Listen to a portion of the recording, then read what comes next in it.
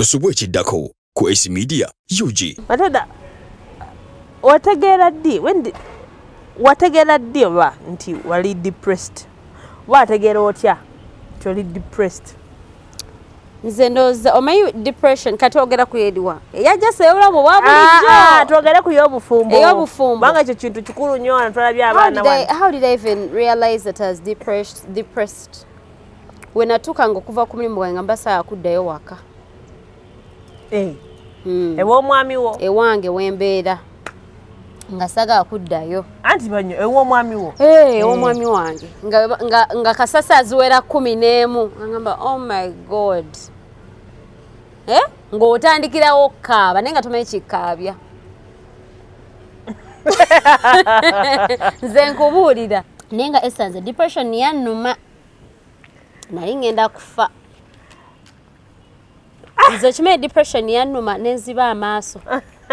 Maduda tulekemu naawe. Nga nokyalaba wulira naziba amaaso nengenda mu ddwaliro ly'amaaso ne bampa ne specs. Bayinza okuwa specs nga tebakebedde. I even have my omusawo agamba ki? So amanda eddoboozi nawulime Esther S1 ku Talk with S Media Uganda. Nkubuuzaako gwe nawe osiza okubanga otola. Thank you so much.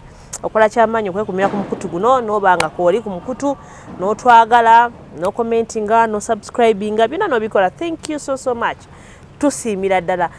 Nkwebaza gwe natulabira wano yone Uganda. Thank you so much. Bambi tusiimira ddala. Mwenna abatulabira wano kiba kyamaanyi nnyo. Tumanyi data wa bbeeyi nnyo. Tumanyi buli kimu kya bbeeyi nnyo. Naye oba ogaana gati no kangende ku YouTube ndabe S Media.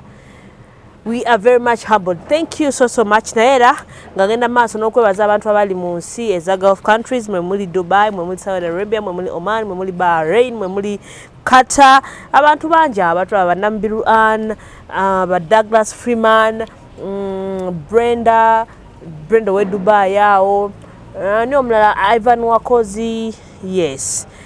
Jenny, Senyonjo David, Alisham, Ani Ndekani, Ani Bambi, thank you so much. Ata abantu bali mu nsi endala naddala eza Europe, banjagala ku Romania, banjagala ku nsinga Sweden, UK. Abantu bangi abatulabira awo. Then tugenda ku eri Canada, USA. Thank you so much. Tusiimira ddala. Thank you so much.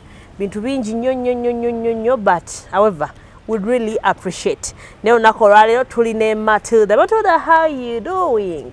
Hi dear. Kiki nga amaanyi matono? Amaanyi nina. Obulamu bugamba ki? Obulamu bulungi, tewali buzibu yadde, Mukama akuuma. Omanyi olina okusiima buli lunaku lw'otuukako. Bw'oyagala nnyo ebingi omumpi w'okoma okola ki? Guno omulembe gwakyuseemuko. W'okwata kubanga kati bw'otandika olulunkanira nnyo ate ebitali kumpi. Depression eyo mw'obeera ne stress. Kati ky'oba oyinawa eddakiika. Ky'oba oyina okugaata ng'ekikyo n'okikwata bulungi n'okiwembejja. Era ne Mukama n'omwebaza nga omusaba ate okutuusa ne ku birala by'okola ki? By'oyagala ne byeweegomba. Ye Katonda abadde mulungi nnyo mulamu waffe. Mukama mulungi nnyo. People have issues. Very many issues. Very many issues. Nze mbadde mbiraba wano nga ngana Esther wa bino ebintu byendaba biraba banange Uganda omuliro nga gukutte. Omwami gwe waliwo omukyala gwe nalabye bawo yabadde agatunda ennyumba n'amutta. There you guys. Bambuuza lwaki wamuse nti yadde atunda ennyumba. Let me tell you something. Ensi yatabuka. Ensi yatabuka. Bintu bingi nnyo bye nalabye. Waliwo birala bye nalabye. Waliwo omugere omwana omugere gwe yakuba omusajja. Yakubye omugere awo ku street z'e Kampala. Ng'amulanga ki? Yamukubye omugere. Gayi n'azirikirawo. Ne bamusikako ensawo. Babbi. Uganda wetuuse. Wetutuuse. Tugenda ku bantu bagenda amalako wiiki n'okwata omwezi n'okwata n'omwaka ng'ekiti kinakutuuka. Lwaki oba teweebaza Katonda n'omugamba Mukama nga weebale? N'omwebaza. Yes, naye nga bw'omanyi tubeera wano tulina mental illnesses zetuba twogerako ennaku zino zetuli. At least we started up a campaign. At least we are trying so much. So singa tubyogerako wano, but I believe bwe twogera ekintu wano bantu bangi bayiga. So leo tugenda mu depression series. Leo tulina Matilda agenda kuba tubuulira. Nange depression eyange gye nalabako. Lwaki oseka? Waona? No, you know, let me tell you. Depression is a very mind, okay, omenga abantu bagamba playing mind games on you. So to me that's depression. Yeah. Nti egenda ne kuganda mu mutwe ne capturing your emotions. Okitegeera. So bw'ogisimatuka obanga omuntu abadde in a very hard situation ngobadde tokimanyi nti nosano kivaamu ekyo ekizibu.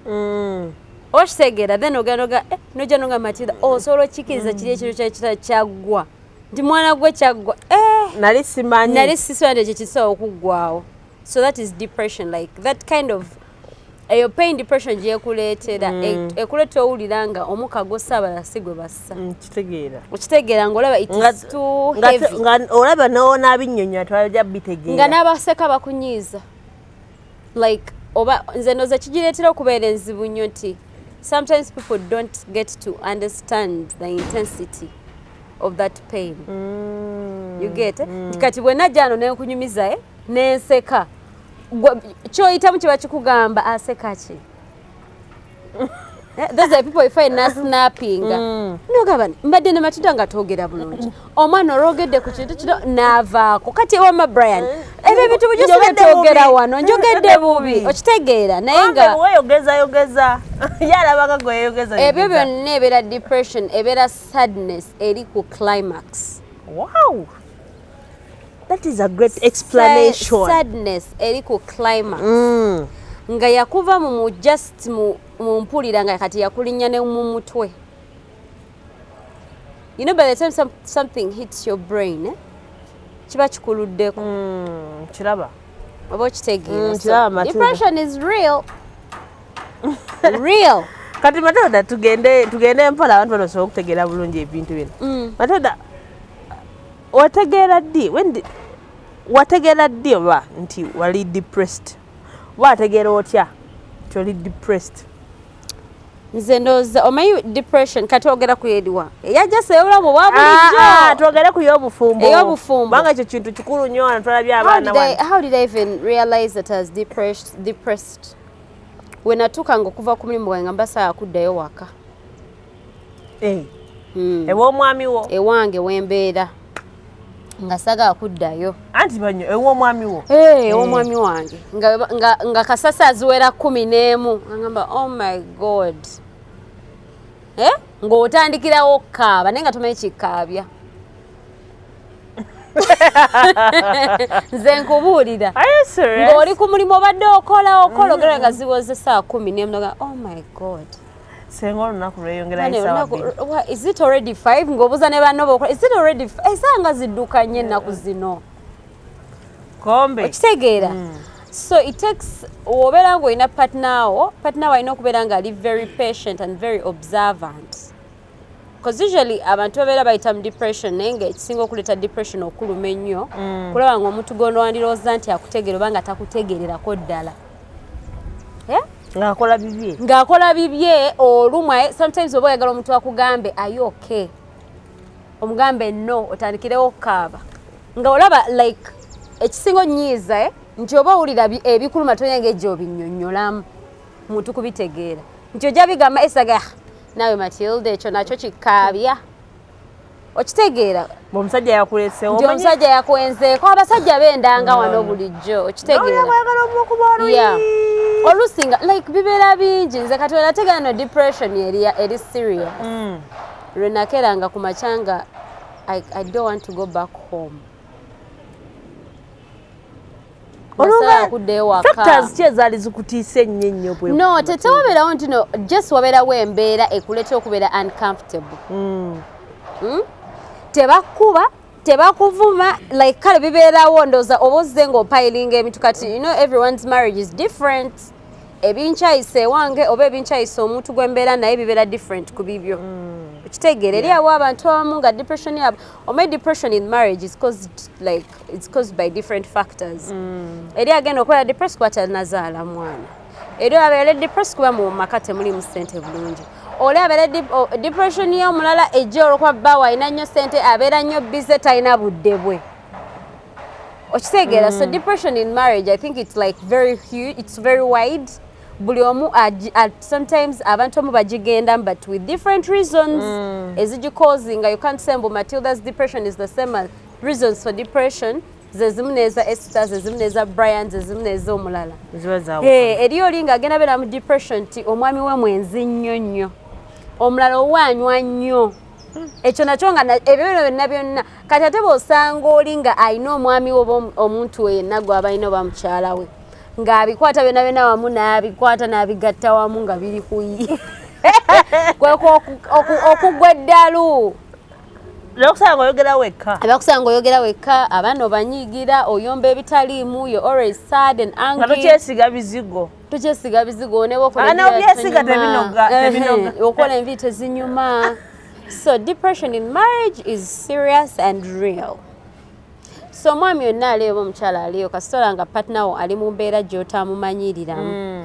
Try so much to find out. Ekitegeera.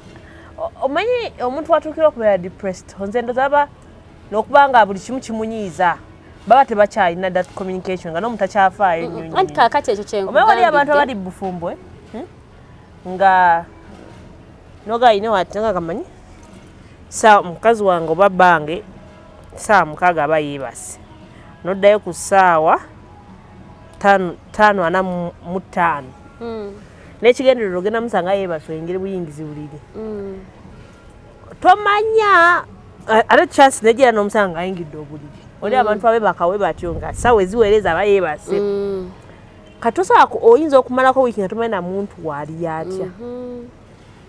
Osegedde nga tumanyi na muntu waali ata kati nze ndabamu abantu bano nga kiyinza omuzibuwalira okumanya omuntu we pata naawe. Kibeera kyangu kuba obeera mu depression tosobola kwebaka ku ssaawa zowamanyire okwebaka. You're not mentally well. Anti waliyo abebaka signs ziba signs and symptoms. Waliyo some oversleep, some lose. Anti kati nga ogambye nti some oversleep. Nti kitegeeza you're sleeping beyond your usual time of sleep. Or you're sleeping less than the kati omwami wange wabanga mmanyi nti Matilda tasobola kubeera awake until 10 p.m. Nansanga nga ndi awake. If they're a husband that know me and they really care about me, agenda kungamba how come lately webaka late? You get what I mean? Nga afaayo nga yetegereza, they are very critical. Okitegeera omukyala wange tatala kwebaka ssaawa 6 naye okuva omwezi guno egwatandika omukazi yebaka ssaawa 6 ogw'ekiro. Okitegeera more than that. Mukyala wange nno teyebakanga mangu naye omukyala ntuuka ebaka ssaawa 2 yeeyingidde edda obuliri. Okitegeera nti yes bagamba signs ezimu oversleeping or early sleeping nti because basinzira on your usual sleeping schedule. Okitegeera sleeping time yebeera etya kuba determiningira. Kwa omusajja akubuuza obadde ng'otera kwebaka ssaawa mmeka? Nga nsaawa 3. Kati ennaku zino webaka mmeka? 6, 7. Naye nange luli eri ennaku zino nebaka nga 9 ojjukira. Naye kati ssaawa zinkwera nnya nga ndi buliri. Naye I'm okay. No, olaba obeera ng'oli depressed sometimes you can't know. Ngenda okuyingira wati buliri ssaawa 4. Oluusi oba tokimanyiiza kati libere of recent nga Brian ennaku zino nga nebaka bukyali. Nze simanyi, nze wembanga ndowooza simanyi, nze ndowooza wenali depressed nebakanga nti what were my sleeping patterns? Oba natyanga nnyo okwebaka cause nafunanga bad dreams. Kati nga wenneebaka ndoota ebibi kati nga ntiira ddala okwebaka era nga njja kutunula otulo tunziba bubbi. Okitegeera walina obuzibu. Nze nkubuulira depression is real, Esther. Kati watya okuddayo ewaka? Kati nga ntya okuddayo ewaka ngamba oh my god ngenda tuuka nga first of all partner wange tasobola ku analyzinga nti si yenze owa bulijjo tafaayo tebimukwatako wabula bw'ojja kubuuza bibuuzo kino era kiriwo kiti kati already oba nekyekintu atya anti kati ye takumanyiriddemu eyo embeera kati abiseera ebisinga nga bwengamba nti omuntu waba tatekinze time ku analyzinga nti tagenda takinga kuma like blaming, like they get so aggressive on you. What you say, instead of being like, tawateranga kujja wakasa abiri, is everything okay? Okitegeera no muntu nagamba naye gwe sawa biri obeera wabera oba okolayo ki? You see, those are two different statements. Muntu pana wajja omunyonyola lately you go at work okeera nnyo atodda late nnyo, is everything okay? Okitegeera ate noono naye Esther tewayingira ngano saa bbiri mukazi gwe otandise okwoneka simafunayo abasajja balala, you know such things. Gana maka gange ene ennyumba yange siyinza kukusooka wano kati wadonga bwa kati okitegeera so nga owesanga omanyi nkiyita bombarding me. You bombard me with like a reaction nga simu engeri gya kutandikamu kwenyonyolako, so I end up being short of words and I just keep quiet. Ngaba naye kati ate ngomla kati nga abajagamba I'm saying nonsense, you don't even want to listen, you don't kati oh my god, like omanye nga osirisa busirisa omulaba omulaba nga owulira tali kubuuza byoyagala. There was a time I even talked to a friend of mine, she's called Lydia, and ngamba I wish my partner could like talk to me just nga mpulira saa agenda mwegambi like nga mpulira sina manyi gamugamba banange mpulira bubi. Okitegeera nga there is that kind of treatment that you're yearning for. Omuntu ajja kugambe honey or whatever, mama gundi oli bulungi ndaba tokyalinga wenna omuntu gwemmanyi. Okitegeera so nga tebiriiwo ebyo nga tebiriiwo ate nga n'omuntu tomunenya nnyo kuba batakimanyi. Kati namala kuwona nendyoka ntandika omusonyiwa mpola mpola. I said like forgiving them slowly by slowly. Ngoga maybe they did know, they didn't have that knowledge. Atenze because I was hurting. Mukama yansasira nembera nga connecting ku bantu abali well informed. Kati nga bakugamba ebintu, you also search and read. Kaninga nga mpona I also pray to God a lot. Kitegera ngo osaba nnyo Katonda Mukama asasanze jambo n'obulumi bungi. Nenga nkugambye oba ofuluma ewakaawo oba bakulabe mu town eyo oli kumini mujokola oba olabika bulungi nnyonyonyo wenna nga tolabika kizibu n'ekyo nakimu nenga bwebagamba omuntu singa avayo nagambi how are you okaba bukaabi watuuka kweyo level. Yes, ng'omuntu kasangamba how are you Matilda banenga I feel so down like ngamba mpulira seetegeera to a point that nga ndaba omwana nge simutegeera. Okitegeera omwana ng'ajja n'ajja nga they've come with a lot of like love and they've missed you because you've been at work naye najja n'olya nga you're not connected like muli mu nsi za njawulo n'ogamba omuwala nyamba sooka omufulumya omutwala eri mujja kudda nga nebaseemu like it gets to that point n'okoma waka n'okubya omukozi ogamba yeebase atunula kakati wenna atuuka ku gate nga muddako eri emabega nga nyingira nga naba ku speed like ng'owulira omwana amaanyi gakuteekako gaba mangi nga tosobola muhandolinga. Okitegeera like that's how bad it can get. Is marriage really bibeeramu kati ng'olabira omwana agenda kukaabirira otuuka omugambe why are you crying nga nene naye tabitegeera. And sometimes I think because I think by the way our kids olabadde wenna ekizwe ate n'omwana ng'akaaba anti kati ate nga nekimukabya wali abakabya akajanja anti kati olaba abaana abato in most cases their instincts connect with their mother's instincts. Ebiseera ebisinga gyogendereze maama abeera sad abaana be babeera sad.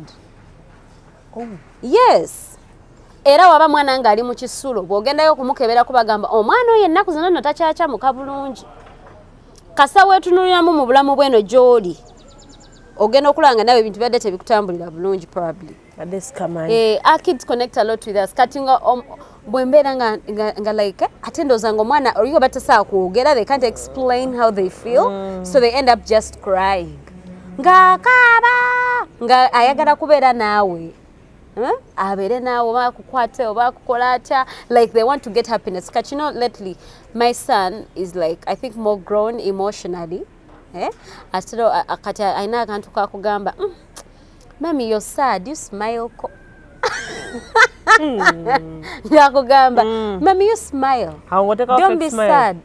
Kati awo ino smiling. By force. Era yangambye Joe, Mommy, you have to smile or God is going to punish you. So you had to fake that smile. Kati abana balina pressure singa ne kuyaba taata baabwe. Nti ebyabo baba byagalirawo, you can't explain to them about anything. That's why but the fake smile. Abatasobola ye kyamanyi smile. Anatero okumanya nti ebira fake. Kati naye natero okumanya nti ebira fake. Okitegeera. Nagambe smile ebyaddala. Kati imagine bw'abeera nga tasobola kwogera aba ayagala kigamba maybe nenga tena ngeja kigamba kati they end up just crying. Nenga esa depression inzibu nnyo. When it comes to marriage. When it comes to marriage. Naye olowooza at ku level young couples ne bana abakuzeekuzeemu depression eba hitting at what? Depression is depression. Teriiko nti ono Matuda yafumbirwa myaka 26 oli yafumbirwa 4. Ate mara akinyogedde bwento. Nti young couples waliyo kati nga omumanyi tosobola okufuna gayiwo. Ng'ebintu ebimu tabimanyi. Okitegedde? Nga ye ajja kulaba okimanyi walinnya okubanga okawa omuntu naga weekoza biki? Nedda have you met that person? Yes. Kyetwandigambye esa kyekino. Depression y'omuntu nga yali afumbiddwako no yatafumbirwangako. Okitegeera kubanga omuntu nga yali afumbiddwako nga tali in their first marriage abeera more prepared. Abeera ali aware of the changes that come in when it's to marriage. Katugambe eno ey'omuntu eyafumbirwako natanafumbirwako. Kubanga ojja kusanga nga wadde oli wa myaka nga tofumbirwangako. Ekunyiga. Nosanga ng'eriyo n'omwana nga yafumbirwa myaka 25 oba 22 n'avaayo n'addamu n'afumbirwa nga ku myaka nga 29. Ate ng'oyo abanga veteran aba akaluba nnyo aba tewali kisamu shaking because ebintu ebibeerayo aba like they are aware of the changes that can come with marriage.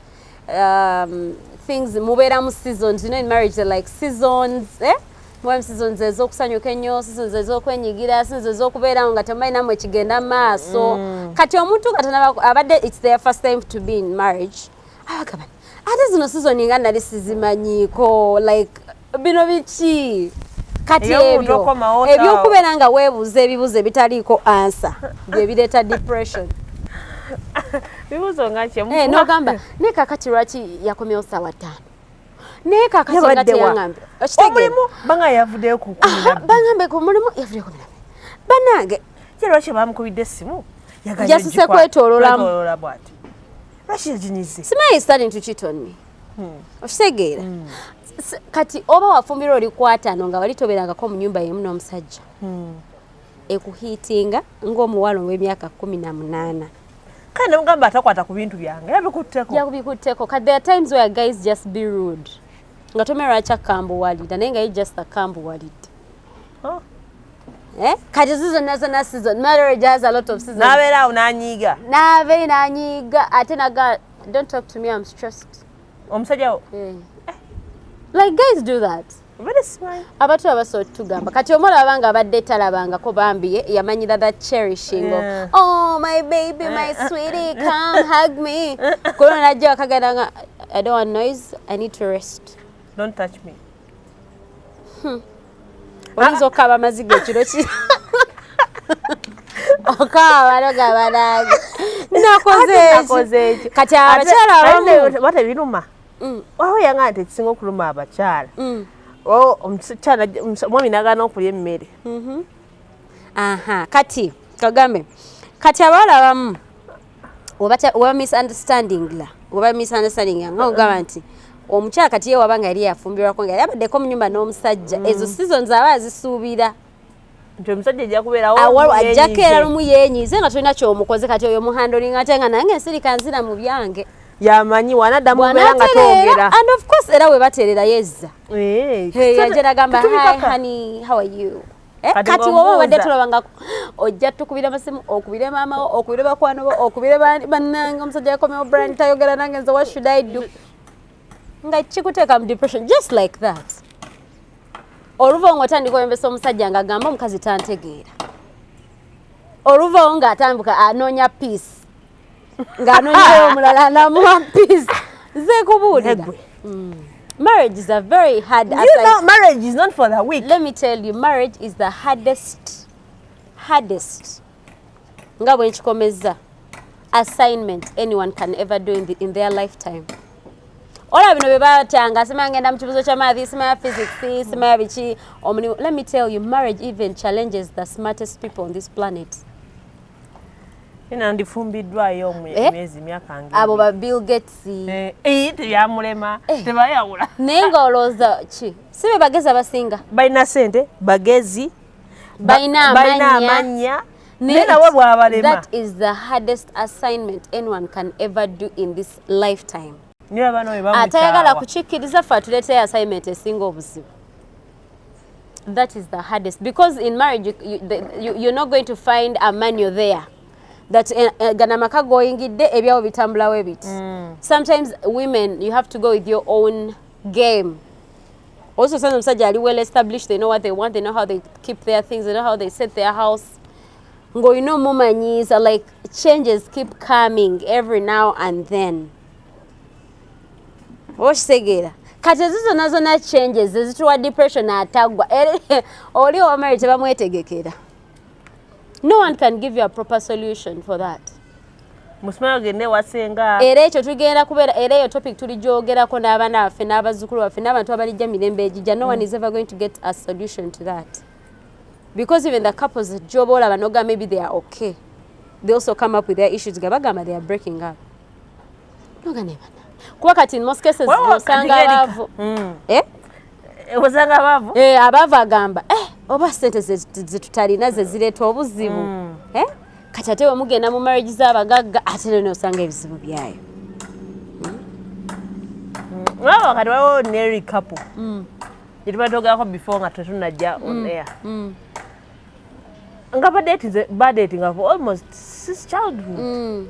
Awo ne badetinze almost for 10 years. Kati bayingidde bufumbo like only 3 years. Kati kankugambeko kino ekintu. Let me tell you something. People should understand that marriage is not dating. Okitegera, marriage is an eye-opener. Onfuna bulungi nnyo. Omuntu gamba nze naye emyaka 10. Let me tell you. No, nkitegeera ky'ogamba. Naye ngezaako nange okubuulira.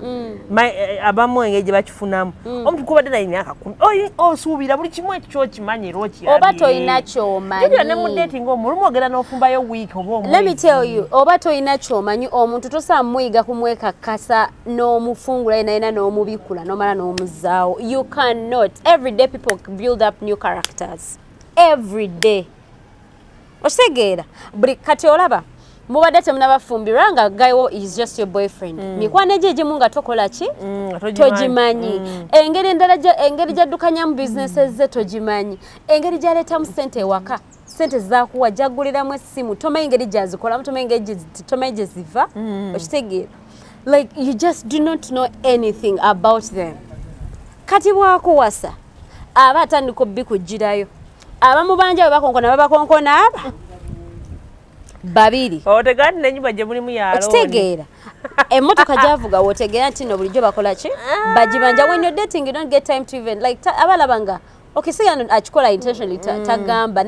It doesn't cross his mind, it doesn't cross your mind. Mube just mulimu happy, mulimu happiness. Mweyagala mwetolake Dubai bwe muvaayo bwe mugendako Maldives. Nga you can't even tell sente zino eno yazijjeewa. Oba mfuna bulungi, oba yazibbye, oba yakubya omuntu gwagita peva. You can't know Esther. So when you get into marriage, that is when all these things start coming out. And when your husband, when you're dating a man, abane mikwano mirala. Era bwakuwasa nafuna emirala. Bwamuzaala nafuna n'emirala. Kati like people keep coming in. Okitegeera kati abadde nga dating nga ina ba brand sebafumbo let's say.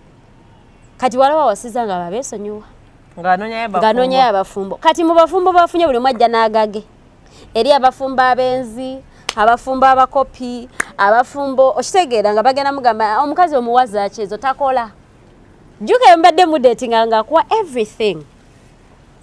Kuna nafunye emikwano emifumbo naye nga jo gimugamba nze omukazi wange kasitangule emmere waka ebirala sagala kumanya.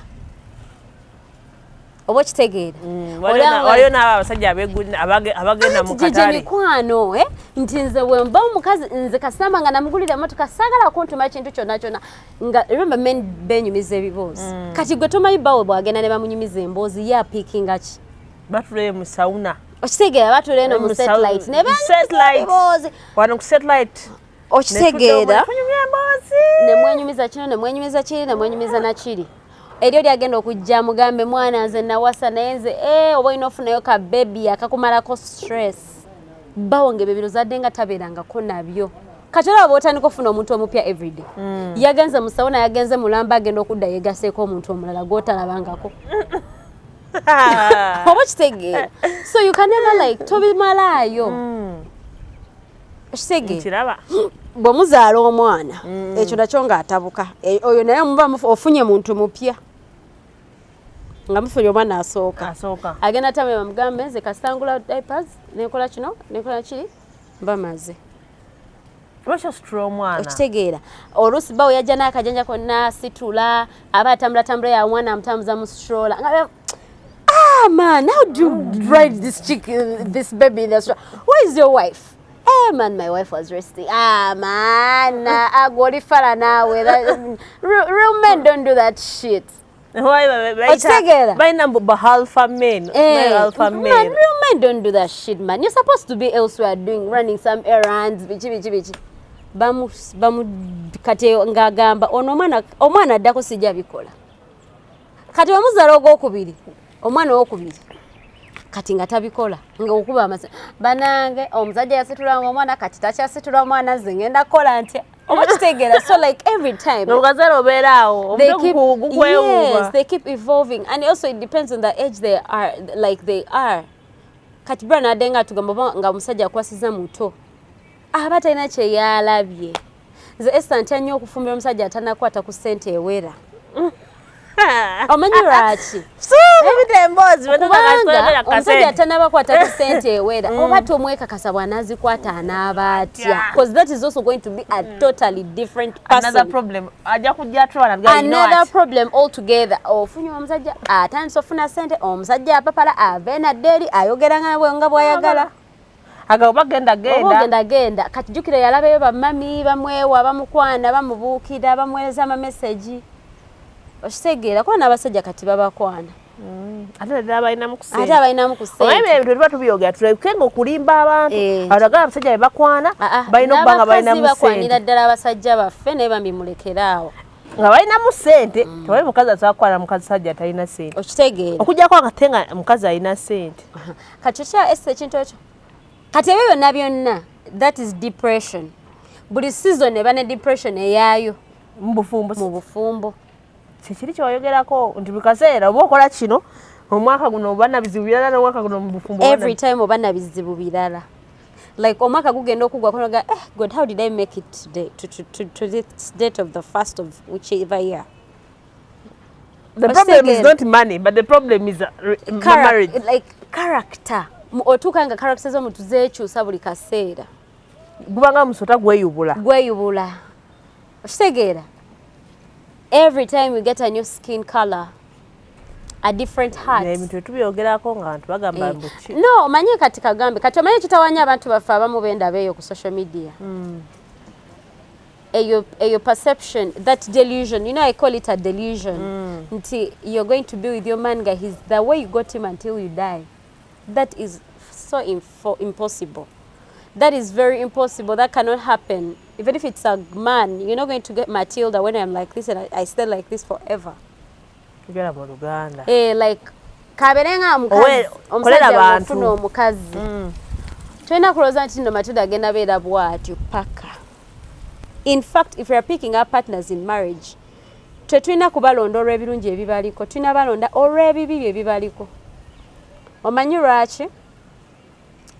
Oba olina okwekakasa ebibyo n'omuntu by'alina ku y'ensolo ebimente obiwanirira oba sisobola kubanga byo ebirungi biggwawo ebirungi byo bijja bibeera very temporary ebintu ebibi ebikyasiza okuwangaala ebibi nga ki character nfaanana ye okitegeera nti oluusi olina omuntu you're dating abantu abayomba abamuyombi naye mba mu dating aba akuyombesa kati oba ogamba omukyalo ono mudetinga naye ayomba nnyo okuyomba kuno n'amalako nako mbufumbo nti ye wetika ekintu kyotwala omusajja ono ali rude omusajja ono ali stingy abogola omusajja ono kacyanga mufuna tampanga ku kirabo kye wegamba kino ekintu bange yakimpa si mugabi teyeetuma n'amalako n'ekyo nti ye siganda gamba ssente kuba ssente abantu bazifunanga bulijjo ne zikola ki ne ziggwawo money comes and goes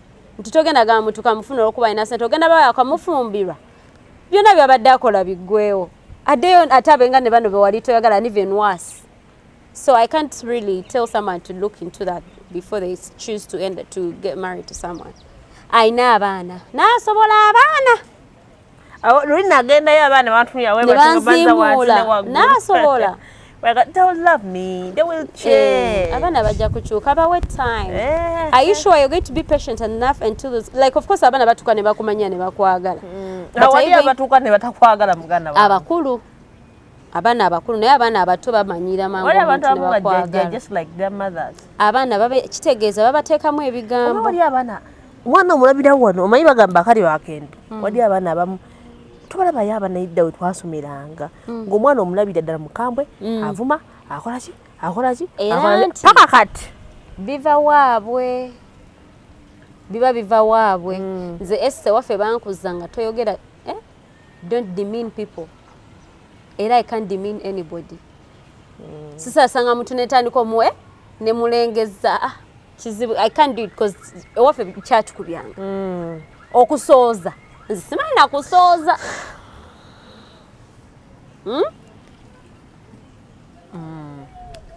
kubanga bakitukubiranga kyosooza abantu omumogo bagusunanga ne bakukuba ne bakumalamu kala okitegera kati enkuza eno gye batukuzaamu emataringa nnyo bw'ogenda mu maka nga abaana abalabanga mama abwe ng'avoola taata waabwe tolowooza nti ogenda funa omukazi oyo akuwa ekitiibwa yadde n'akanaku n'aka ajja kuyisangamu eggaali lwansonga ante bw'obanga mama we yayisangamu taata w'eggaali nga taata be bano abasajja bambi abatayogera nnyo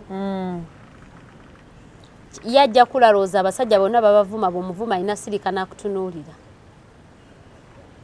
gwegenda okinoonyerezeko abalowooza nnimba abawala abakuze nga batata be bali basajja basirise nga balabanga bamama babwe nga babavuma be babawala avuma omusajja okuva ku makya paka lwaggulo nga tamusubira muddamu kuba ye kye yalaba ng'akula ewaabwe yamanya abasajja tebalina omukazi wabaanyiize ye alina okuvuma. I don't know why mpulira nga simanyi I don't know, I love peace.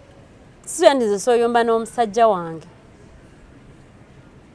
naddala gwesula n'embuliri eri oba neno abeeyo nga yeebeerera naali awe neebeerera wange eri naye the one that I stay with on a daily I can't. Ate waayomba nze siina manyi omanyi ayombesa omuntu akulemerako okuyombesa ng'omuwa reply ng'omuddamu naye wakuyombesa nakuyombesa n'omugana thank you nga kino ekikazi kisiru ne bw'okivuma nga thank you ng'oli w'amaanyi naye nga esanze depression yannuma nali ngenda kufa nze okimanyi depression yannuma nenziba amaaso madula turekemu naawe nga nokyalaba wulira naziba amaaso nengenda mu ddwaliro ly'amaaso ne bampa ne spects bayinza okuwa spects nga tebakebedde. I even have my omusawo agamba ki I have my omusawo nga my eyes tegalaba nga bagageba tegalaba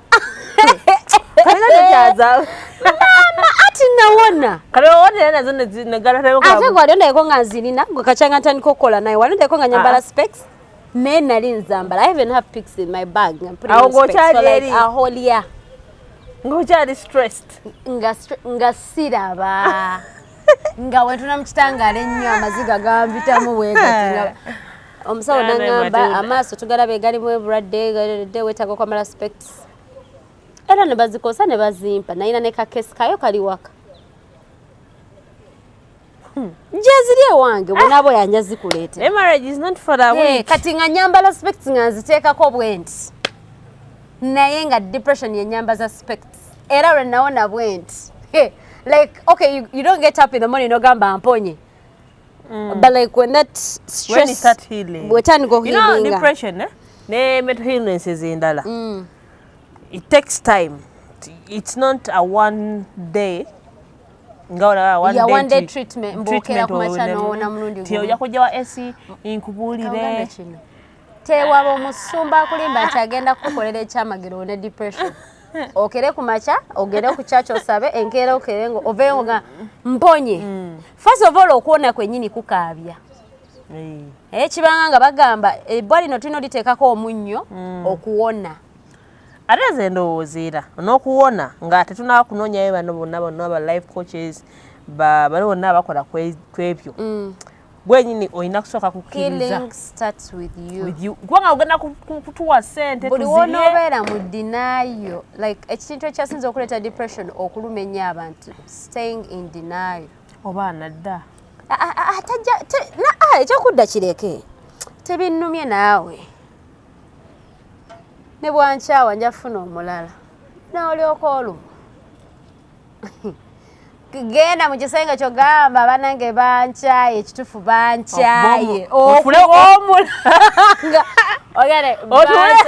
otule wansi ku kitanda kyo oteeka amagulu osiite ebigere weekole buli kimu okwate mu nviiri okuba omulanga bankyaye ebyaddala bankyawa ngenda kufa okkirize naye buli wonoobeera nze ndi muwala mulungi njafuna omulala otambula n'obulwadde ng'obusiiga abalala cause omuntu atawonye obwo obuzibu tebukomako eyo relationship gy'abadde alimu fenna etambula negera ne ku bantu abalala atawonye beba osanga afuna omuntu omulala alumya oli ate era kumpiya kati naffe n'otulumya nina kyali wange yanyumiza n'aŋŋamba tali twogerera nga bwe tunyumya wano n'aŋŋamba mbwe eri abantu abeefula mbu baalumwa nnyo n'agaana okuwona ne mugamba byogerako bimanyi oba tobimanyi mbunna Matilda abantu beerumyanga wano oli n'amuvinga on dero yabadde noono ekya n'omusanga n'omulala ne mugamba goloza aba amuvinga on olw'okuba awonye kiki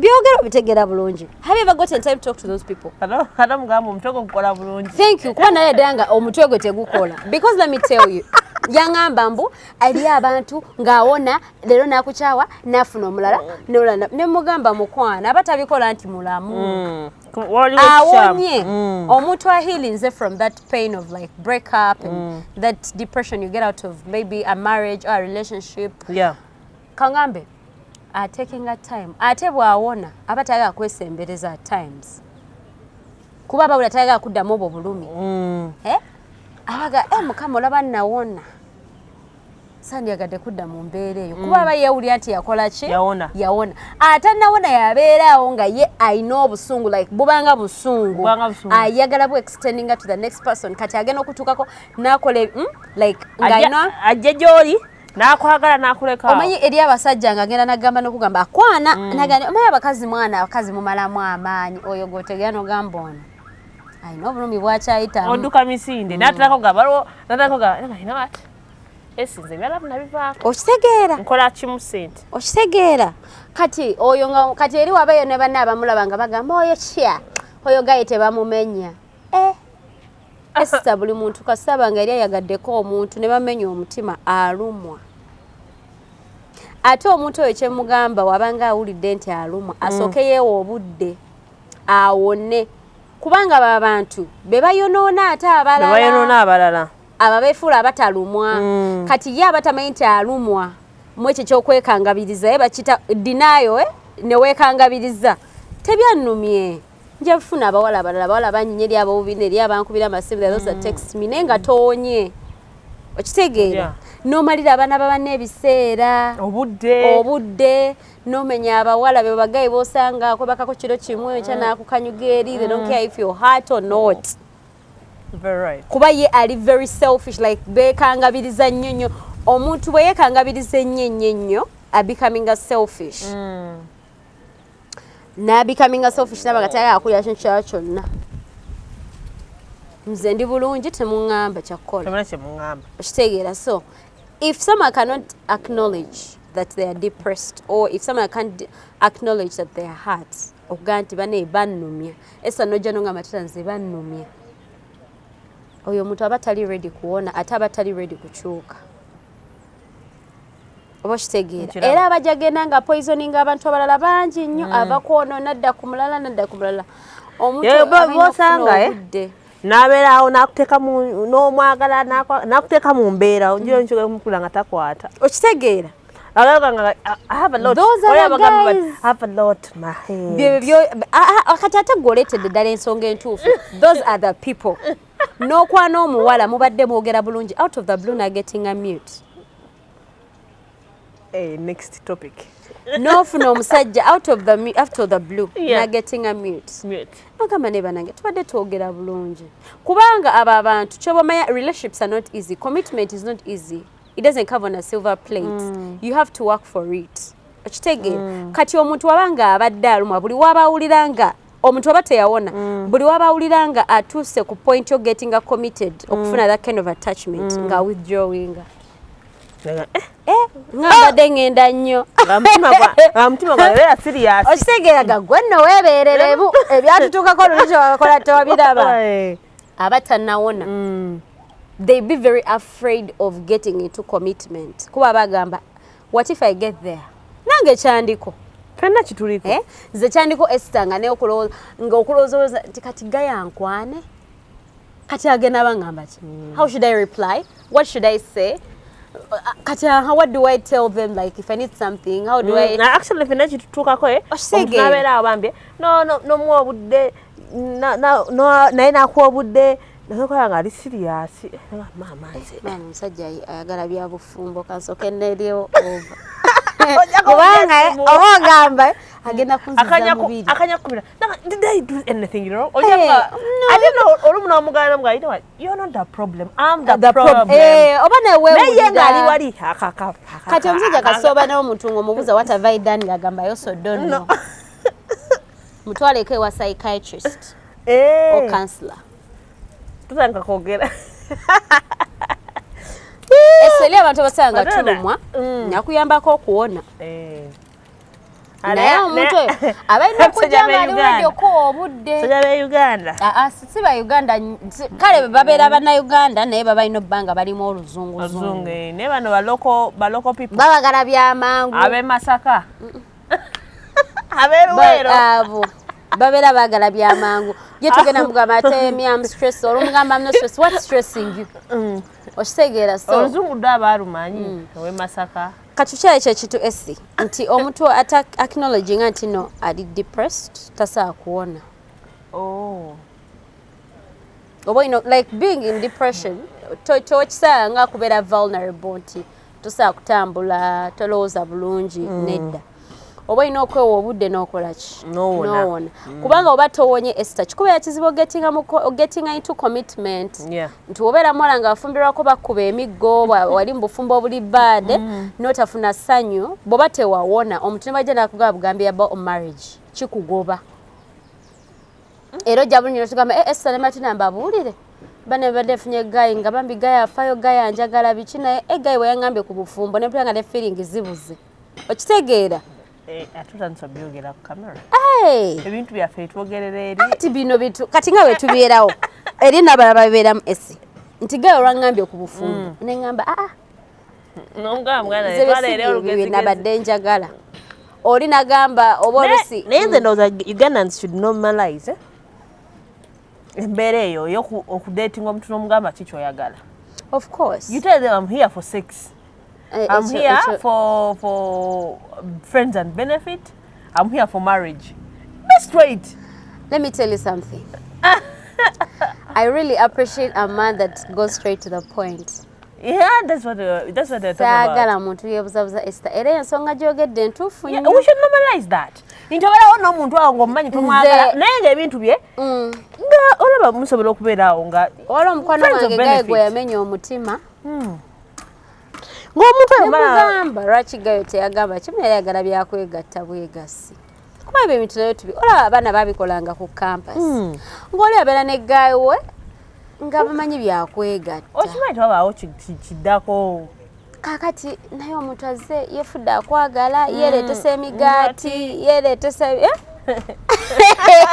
nze esa akubuulire nebambi in Uganda here to normalizing if you want sex tell someone you know what olaboje walianga naffe abakyala gye balinga naye ajja kukkiriza ensonga same thing if you want marriage omuntu mugambe nti nkubule Matilda nze mbulamu naye nse njagala kuwasa era nange nkunyonnyole kati bonaamala okubiŋŋamba ebyo bwe naba nkwagadde ate kano kankakubbireko abasajja edda balowoozanga nti wojja n'ogamba omukazi oba omukyala yenna nti njagala kuwasa bwe baagala okuwulira twavuddewo awo kambagambeko kano akantu abaami abali twavuddewo ekisookera ddala abakazi b'ennaku zino si bannaku nti aba anoonya waka wakunoonya bubudamu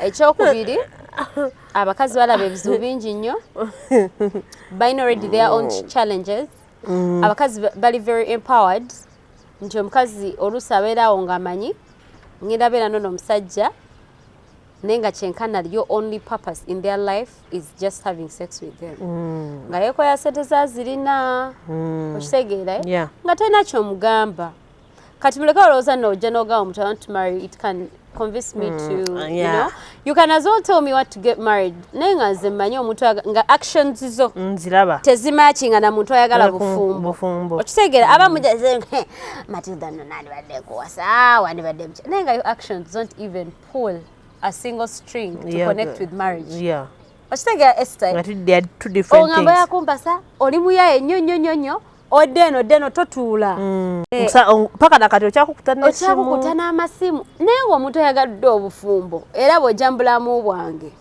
actions zo zonna zibeera ziri surrounding marriage but even our fellow women our fellow girls our fellow ladies naawe omuntu omulaba nga zoyamya babeera serious ngayagala byakuwasa nga tegwe si byoliko normalize omuntu omugambe you know what oli mutuufu naye si byeniko omugamba bulungi emirembe timunange ekirowoozo kyoleesa kirungi nnyo nandikyagadde nnyo banange obufumbo bulungi marriage is good marriage is beautiful naye banange right now si kintu kyange si kyendiko okitegeera banga amazima gali nti marriage is fire marriage no Esther by the marriage is beautiful do you know what makes marriage beautiful tukimanyira naawe kaŋŋambe kino gwenyini tubadde tubyogerako ndabayo enensi okubeera mu seasons katugambireko enensi yaffe enensi eri mu seasons naye teriyagala givaamu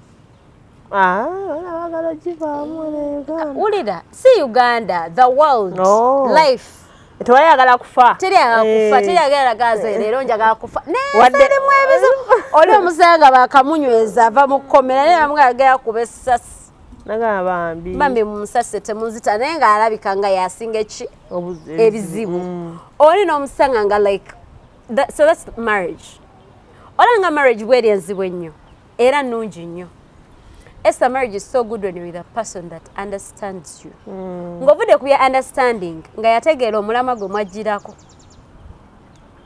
eri abatombe tufumbirwanga naye yo already akimanya so okuleka wafune Esther eri omusajja gw'ofumbirwa nga kimanyi nja omuwala gw'owasa nga kimanyi nja sokulekawo naafunayo Brian olwedde nga mubwongo bwe alinayo omuntu alina plan B alina plan B agamba obufumbo bwebugaanira wano mba ngenda wano kati eyo marriage batejja kulastinga kasambuba nga muli mu bufumbo obwo nga kummwe waliwo agamba kino nabwe kigaana nina another plan oba kiraba kino nabwe kigaana nina another plan ekyo kyekireetedde ddala obuzibu nowaza omukazi nga ganze nemuwondekawo ffe tusobola okwebeezaawo I have my money I can take care of my kids otulabyeko genda oba ogenda that is dangerous ffenna tulina okubeera nga tuweeguyaŋŋana kitegeera Esther that is what I have learnt with marriage buli omu alina okweguya munne ekyokwekyawa tekirina kubeera option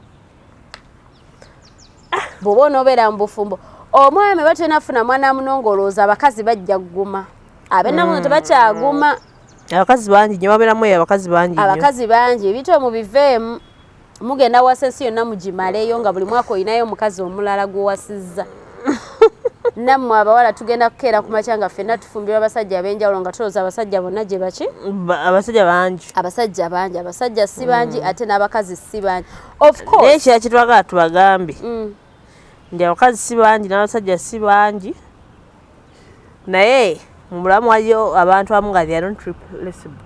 They are not responsible. Yes. No, replaceable. Replaceable. Yeah, people are irreplaceable. Katika gawe kino nga wali abantu abo nga tosobola muzaawo. Tubadde tukyogedde na bubi. Abakazi n'abasajja bangi naye abaami n'abakyala batono. Kanyonyeri. Abasajja n'abakazi bangi. Okay. Naye abaami n'abakyala batono. Bwoba ng'obadde n'omukyala ewaka eri abasajja abamu abawasa abakazi n'awasa nga owulidde n'awasa omukazi naye nga teyafuna mukyala we okitegeera nga teyafuna mukyala we ate n'osanga omusajja ng'agenda kugoba mukyala we ayingizeewo omukazi wangi tokirabangako mbiwulira obiwulira abantu bege omusajja agenda agobe mukyala we ayingizeewo omukazi era nga omulese nti mukazi abeerawo ye ng'alimu omuwaatwa holo kiwowongo ewana gwe ng'okuba okubya ddala paakunyama. Let me tell you something. Omusajja gye bukagambe kino eri abasajja akeera ku makya n'agoba mukyala we owulira nayingizaawo omukazi bw'amala ogoba mukyala we nayingizaawo omukazi wootegerera wewa omusajja we bw'aba nga yayingizaawo omukazi obulamu bwabwe tebukyuka nnyo obalaba nga bali awo baseeyeeya buseeyeeya naye nga tebagenda wala naye waba n'omukyala bw'aba nga yagoba mukazi nayingiza omukyala bikyukamu obulamu bwe bukyukirawo tebuva mu birungi ate ne budda mu bizibu buva mu bizibu nga budda mu ki mu birungi nze Esther njagala weetegereza abantu be abantu bosanga nti eri abasajja esi agenda kugoba omukazi ayingizeewo omukyala we era nga bwaba nga bagamba bambi omusajja we yafuna omukazi mukyala oyo alabiridde omusajja oyo omusajja nga yagejja oyo omusajja nga bannange ennaku zino takyalabika nnyo mu mabaala omusajja ennaku zino eno tava nnyo gundi eyo aye kazimba nga zezembuze ziri ku mimwa gy'abantu abakumanyi tava nnyo gundi entebe oba yatandika okuzimba entebe naye nga bwe wagoba mukyalawo n'oyingizawo omukazi kimbibiri bannange nno twawulidde gundi ku mulimu yavaayo nti ate kati akolawa tetumanyi oba ali kuki bana egundi nno takyatambula nnyo tetukyamulaba alaba nnyannya takyazunga abeera nnyo ewaka goloza bali ewaka lwa mirembe talina ssente omusajja wabanga alina ssente tasigalaka omusajja alina ssente taberaka mugenda kukyagala mugenda kikkiriza mugenda kukisanyukira mujja kinyiigira omusajja nga alinamu ssente bulungi wano mu waleti tabeerayo ewaka atalina yabeera ewaka abawala abamu mugoba abaami bamwe ne muyingizaawo abasajja ne bababonyaabonya nga bwe walina bbaawo wabanga onyirira n'oyingizaawo omusajja n'obeera nga olina tokyategeerekeka ebizu tebikuggwako like tokyayala okitegeera waye abasajja abajja n'asooka kumenyaamenya eyo kyebayita self esteem nakugira ati kawo nomutekkiririza bwa gundi yali yekkiririzaamu yabaaki naye eyo katonda amunteeke wala kubanga tajja kusala wadde ddala ate nze olunaku olumu banakutegedde dda nti tetulina bisonga lwaki tuliba tulina kusinkana emirundi ebiri emirundi ginaba mitono nnyo sibula abantu naye nga banange mwena abatya mumanyi ffe ku media waliwo omuntu ejja n'agamba mbu twogera nnyo ku by'obufumbo omujjukira ku thinge eyagala twogera nnyo ku relationships baneeka tubagambeko anti omanyi abantu bambi bamanyi balina ebizibu tuba twogerako luli stress sadness depression. Let me tell you guys baberamu ebibozibozi ebyekisirumbu simanyi tuli mu kukola ssente byalaavu twabivaako mugenda kudda ku bisolo kambabuulire ne boona ebuzaabuza ne boona at the end of the day ogenda kukulukuta ne ssente zo zonna ng'ozeeso ziteeka mwana wa muntu ate bineno bye tubeera twogerako togenda byewala bigenda kutuukako ne bw'onooba osiba mu kyaki ng'osulayo nga wazimbayo n'amaka oba kitegeera there are things in life that we have to face whether we like it or not because if we don't face these things we do not learn to appreciate God's grace. We don't learn to appreciate the people God brings in our lives. Nga go singa oba watandikira ku mutuufu oba togenda kumanya nti munnange eriyo ababi okitegeera nti kati okwapreciating nti neriyo ababi soko nti eriyo ababi n'abalungi bonna olina obba testinga osobole okucomparinga era ocontrastinge ofune answer entuufu then nekyona ending up nakyo naye nga bannange tubeebaza nnyo okutulaba n'okutufollowinga n'okutwagala mwebale nnyo okubeera nga mutuzaamu amaanyi mwebale kwagala nnyo SC Media mwebale nnyo kwagala Matilda ne SC omanyi ebyo ebintu byanjawulo waliwo SC Media waliwo Matilda waliwo ne SC okitegeera kati byonna mwebale kubikola byonna mubyagala era naffe tubaagala. You guys really do a very nice thing. We appreciate. Twebaza nnyo abatulaba mu Gulf countries nga Esther wabeera abatumirako abatava mu comment sections okitegeera abatava mu comment sections nga mutuweereza obubaka obusanyusa ku YouTube mwebale nnyo kusubscribinga na kuhitting a notification bell because every time we upload yemu abasookerwako ne mugamba n'abalala bagamba mugende muteekeyo abaana bataddeyo akapya okitegeera so we really appreciate you guys. Go wenna oba oleyo ng'oli mu depression one thing you should know sigwa asoose ate n'ekyokulala sigwa asembyeyo ffenna baatukyawako naye ekyasinga otuyambako okuwona tetwekangabiriza twakkiriza nti bakoze eki batukyawa ekirala Esther kye balina okumanya okuwona kwa depression kutandika naawe tolina musawo gwogendagendako nga bw'oba tokkiriza nti n'olumwa tosobola kuwona osooka kukkiriza nti oli mu kulumwa n'olyoka owona nti oli mulwadde noga bannange ndi mulwadde nno neetaaga buyambi n'ojja n'ogamba esi bana esi okimanyi nti nno bankyaye mpulira kinnuma nkoze ntya awo naakugamba ekyokukola naye gwe banakyawa n'ojja n'otugamba nze Matilda bankyaye naye tekinnuma njafuna gaayo omulala mukwano olimba ate n'ekirala wetuba twogera ebintu bino abantu bambi tufunye obuzibu n'abantu abaana besse abakyala betta abantu bangi olwensonga gamba bino abantu tebakyalina mizi be babigamba babageya babasekerera okitegeera banange bagambye it's high time we normalize some stuff. Abasawo abajjanjaba ebintu bino babayita abantu kozi Matilda babayita ba counselors and then psychiatrists gye bali ebutabika meanwhile abantu butabika si abalalu butabika y'abantu nga balwadde ng'ezo endwadde zetwogerako eza depression bw'oba ng'owulira oli too depressed to an extent that you need to get a medical practitioner akwasaganya ku nsonga ezo nga musawo wa abalwadde ba mitwe musawo wa emotions omusawo w'obulwadde w'omutwe aba asobola n'okwasaganya ne emotions emotional depressions and sadnesses oba ojja munoonyaako omukubire essimu abantu abamu mufuna depressions eziva ku mirimu ne zibalumba n'ewaka by the Esther eno topic tujja kuddamu tugyeyongeze wabeerawo obulusi nga depression ekutandikira ku mulimu n'ogivuga paka waka okitegeera so eriyo abantu abaliwo okubayamba okitegeera so don't take advantage. Thank you so much bambi abatwagala abera ku mukutu guno. Depression is real, mental illness is real. Oya abantu abamu abali sad nga bali depressed. These things are different. Wale abalina childhood traumas, bingi. Wale a lot of stuff. So omuntu abeera ngo musujja tegumuluma naye awulira talina maanyi awulira takyagala kuzuukuka awulira takyagala kulya awulira emirembe gimweddeko genda olabe omusawo. You're not okay. Obusungu bwolaba Esther nga ali mu kulya enkoko n'onyiga nnyo. Bale Esther oyogedde ku kintu kya childhood traumas. Yes. so notwaga nonyigira abantu abali obulungi oli mulwadde esega nolaba omuntu ng'alibye nonyiga you're sick.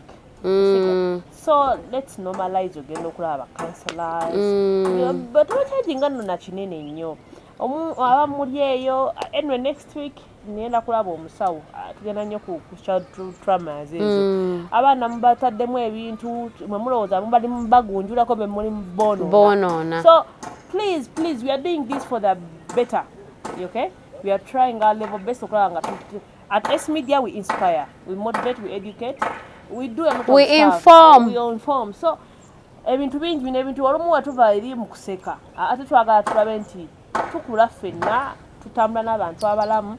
Yes, ebiseera kati essaawa zino tuli mu kwevuma omulembe ogwaffe gwe tulimu tebakyalina mpisa abantu tebakyalina ki tebagambwako kati gwe oli muzadde oyinza okuba tolina mpisa naye ate wali agadde omwana wabiri omuwasa oluusi omuzadde olabye ebizibu byofunye mu butaba na mpisa bwote bweyagala n'omwana wabeere. Yes, bantu bangi bafudde olw'emize gyabwe. So omwana omulaba ng'alina ekintu ng'owulira gwe nga olanya abazadde twagadde nnyo abaana twagadde nnyo abaana netubanga ebintu tetubagambako waliyo abasawo nga basobola okugambira ku baana ne babatereeza. Okay, so bino ebintu bikole for the better of our kids, for the better of the future of our kids, naffe ffennyini even the country kinyuma nnyo okubeera bulamu nga tuli okay. So please osobola n'okujoininga our campaign eno abasawo baanizibwa abalina stories ez'enjawulo nga basobola okugabana naffe. You come to S Media tube nga ate story yo esobola okukyusa obulamu bw'omuntu omulala mu ngeri emu oba endala. Mbeera SC wano ku A Talk with SC. Thank you so much. Anyway, ayagala okwagala ne SC, you just call me on 0701 542374. No, 0701 542372. Yeah, ate matode yo. Eyange. Sikutukwana. Bambi temutukwana. Bile byanjawulo muko. Bambi temutukwana. Ate banange. Wali abo nga sayagala kwana. Nenga agala kale luseke nyamnyam ebyo kale. Luseke nyamnyam naye. Anyway, na yeye ebyokutukwana. Bambi temutukwana kuba mugenda tutisobba wa manamba gaffe ate n'abami baffe tubeera tubateeka mu kweraliikirira.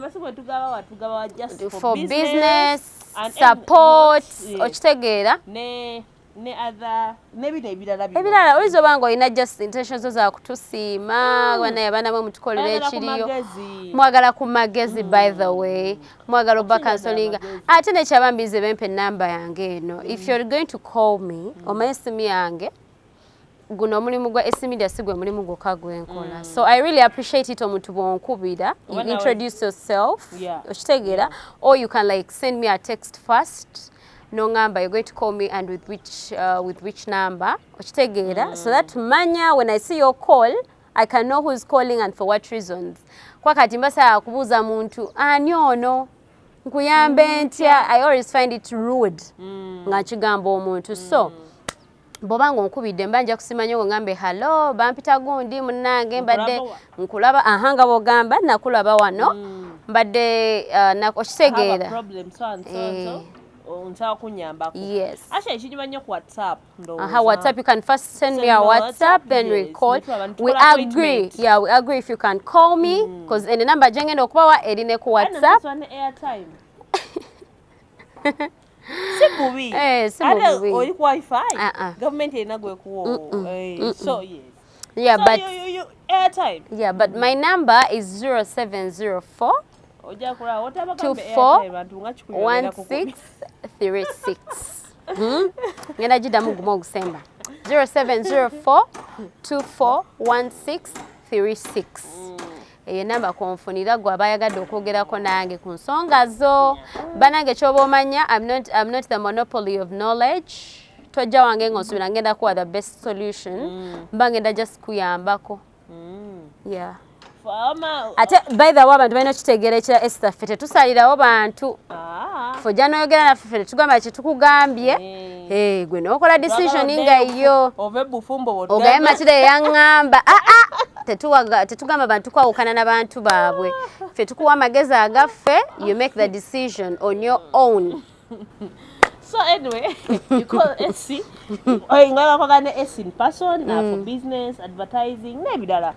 You know, at Neno campaign get we go back depression campaign, okay, mental illnesses. Let's heal. We are healing. Cool S Media Uganda. So you call 07015423722. Call me. Nendo zonko. Paka sawa nyeze ekiro. Sawa mukanga. Ezange ziba mwezi regular. Sawa nya naye kadde wezukeze sawa at least impeleza ka message kyako leki kasangeko. Gwango jja kukola kusawa musanvu ezekiro mazima ddala. Toba fair. Musanvu gw'ekiro guba gwawala. Wali anti abamunge obudde bwabwe eri bukedde eno nga tebuna. Essa sakumiza omutwe yankubira saa musanvu nakati nkyamuyombesa. Wali akola ki? Nazuka ekiro nga nkubira ku saa musanvu. Bale manyi yakusanga mugundi. Yankubira ku saa musanvu ogw'ekiro. Saa musanvu ogw'ekiro. Waye saa musanvu ogw'ekiro. Guba muzibu nnyo. Kadumda. Mukanga abaami. Brian, you have the camera. We meet next time.